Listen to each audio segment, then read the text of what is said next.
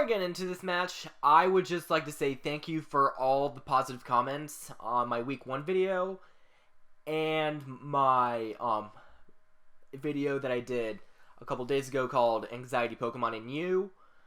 I really do appreciate all the warm comments, and yeah, again, thank you. So anyways, National Pokeball League Season 6 Week 2.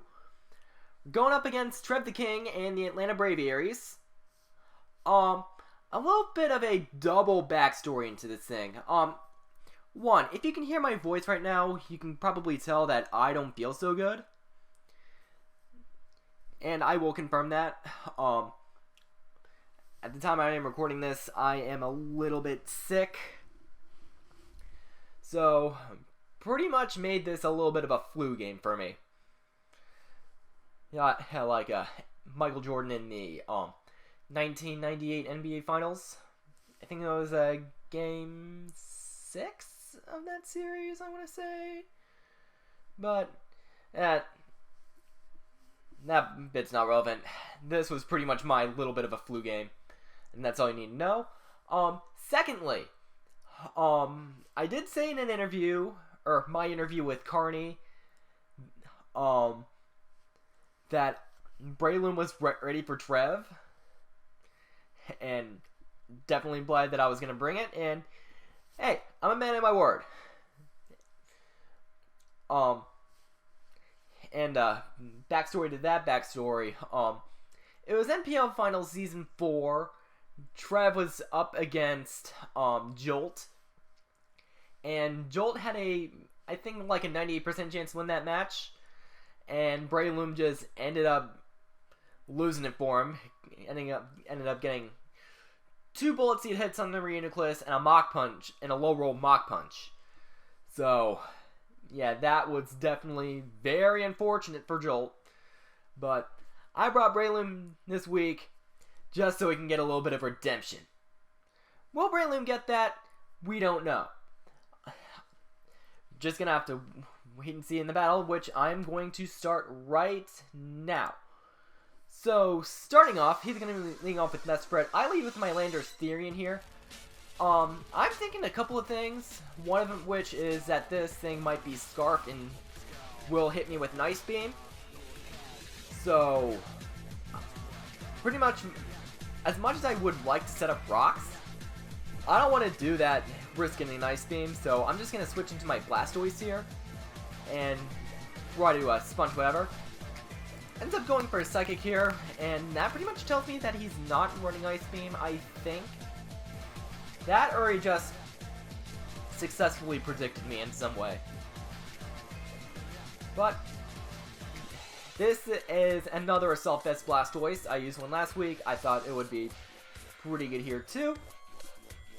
You can get off some nice Dark Pulse damage on this, the Reuniclus, and maybe the Mimikyu.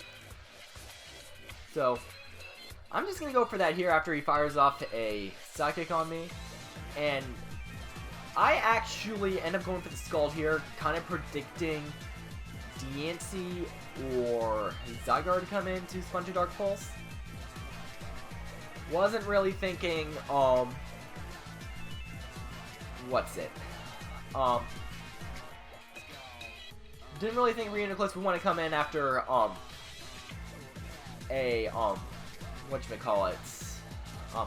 another Dark Pulse coming in, but looking at this damage, this is definitely an Assault Vest Reuniclus, and this next turn will definitely confirm it. It does 30 right there. Yeah, there is no reason why that's not Regenerator plus, Regenerator plus Assault Vest. So now I end up doubling into my Magearna, because I can sponge whatever that Reuniclus wants to throw at me. And this is an Assault Vest Magearna. And he actually ends up doubling in a Mesprit. And unfortunately I get caught with a T-Wave. But not before I can get off a Flare Cannon and just completely decimate the Mesprit. So, yeah. Out comes Reuniclus one more time. Seeing that, health bar higher pretty much confirms that it is Regenerator plus Assault Vest. But I'm just going to go into my Decidueye to maybe try and trap this thing. But it goes for another Future Sight here. And it's just going to get more Regenerator health back. I'm going to set up a sub. And then try to Baton Pass that. And Celesteela goes for the Acrobatics. I'm just going to go into my Charizard X. But unfortunately take a boatload from Future Sight. So Zard X is potentially kind of useless here. But I do get a nice 34% on this thing. 34.5% rather. And I'm just going to get picked up with Extreme Speed here. But I can just go out into my Landorus here to Sponge and attack and get off an HP Ice here. And I am actually a Rash-natured Landorus Therian here with Icicle Blade. Pretty much took the bait with, hit me with a 1,000 arrows and pretty much smacked him with that HP Ice. So that big threat to my Magearna is pretty much gone, and so far it's looking pretty good, but I still need to break that Celesteela. So hopefully I can keep the Magearna at as high health as possible, and maybe, just maybe, I can pull this one out. But out comes said Celesteela, and I'm going to go into my Magearna here to Sponge and Acrobatics and try to get off a Thunderbolt on this. No, wait, I actually predict the switch into Reuniclus and go for the Shadow Ball there. Hit him up with another one, and if you can see my health bar, yeah, not really doing too much to Celesteela now, as he has effectively broken down my special side answer to it, with a Nightshade here and there, and well, I did get that Spadef drop, which means one Thunderbolt will definitely KO this Reuniclus from here. But hits me up with another Nightshade, and like I said, I pick him up with Thunderbolt. And now out comes Mimikyu. And my Celesteela gets Revenge Killed with the Shadow Claw. Okay, look at my team. What breaks Celesteela now? Yeah. It doesn't look too good for me.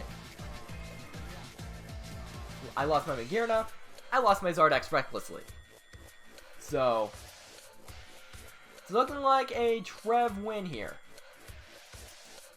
But anyways, I go out into my Landorus Therian here, get off a U-turn on the Mimikyu, and just break its eyes, and I get forced out into Randy Gregory. My Blastoise, who dies to a Play Rough, and now I just go into Leon Let the Breloom. Nickname that for, well, obvious reasons. And I go for a Scarf Spore, which means I'm pretty much forced to switch here, so I don't break Sleep Claws.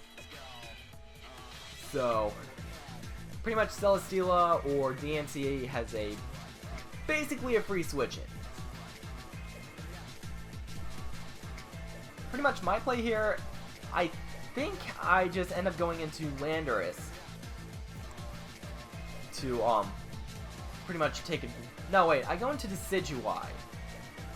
Yes, to try to set up or something. But I go into Lando here. Yeah, and just gonna be taking a couple of acrobatics here, which is not good for my Lando. And I'm just gonna be going out into Decidueye, getting a little bit more lefties back. And I take 49% from acrobatics and set up to +2. So, yeah, I was trying to pretty much get some chip damage on this Celesteela with the Spirit Shackle.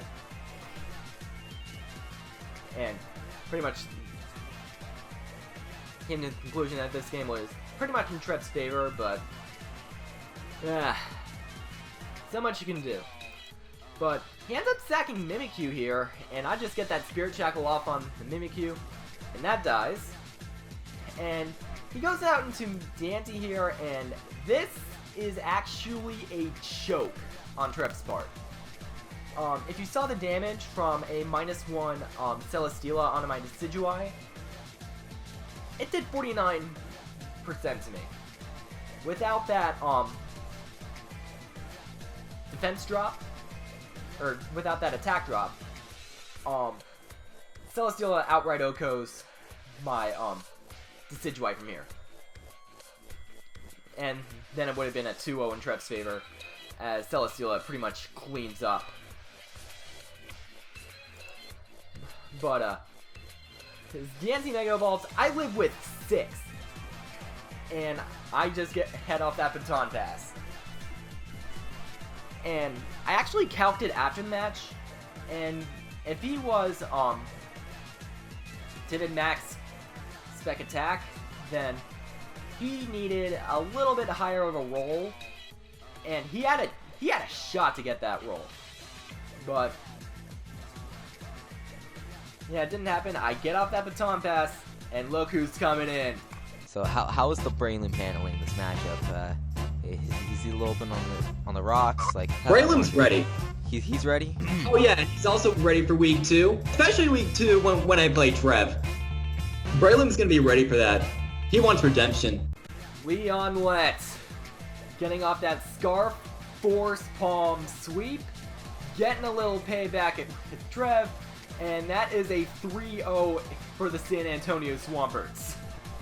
Just somehow I ended up pulling that one out of the hat. A little bit of a flu game, but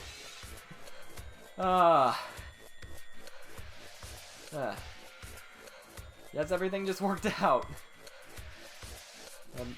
Yes, what a win, and I still can't even believe it. But that one aside, next week we have Mega Kangaskhan and friends, Riz, the Phoenix and Flora, and unfortunately the only Phoenix team in the NPL this season. So I guess for now he is the better Phoenix team, but Riz, you know, the Phoenix Sunkerns are definitely better. Always have been, always will be. All jokes, Riz, I love you. So anyways, hope you guys enjoyed this battle. Rate, comment, sub, and I will see you guys next time.